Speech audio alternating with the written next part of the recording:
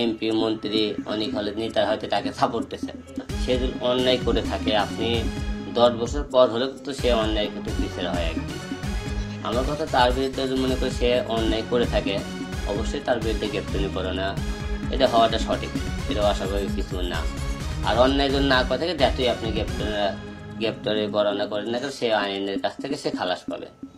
অন্যায় করলে অবশ্যই তার শাস্তি পাবে। এখন এই বিষয়ে তো মনে করেন আইনের উপর কেউ না, সেই হিসেবে আমরা যখন যে টাইমে সে মনে করেন মামলা হয়, যে একটা মাদক মামলা, সব কিছু মিলে একটা ভাঙচুর মামলা, আমরা সবাই জানি বিষয়টা আলোচিত একটা মামলা। তাকে গ্রেপ্তারও করা হয়েছিল, সেই গ্রেপ্তার করে জামিন পায় কিছুদিন পরে।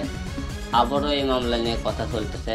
আমার মনে হয় না এটা আসলে আওয়ামী লীগের আমলে হয়তো তাদেরকে গ্রেপ্তারা মনে করেন গ্রেপ্তার করার চিন্তা ভাবনা করেনি। এখন মনে করেন যেহেতু আওয়ামী লীগ ক্ষমতা নাই, হয়তো সেই টাইমে আওয়ামী লীগের অনেক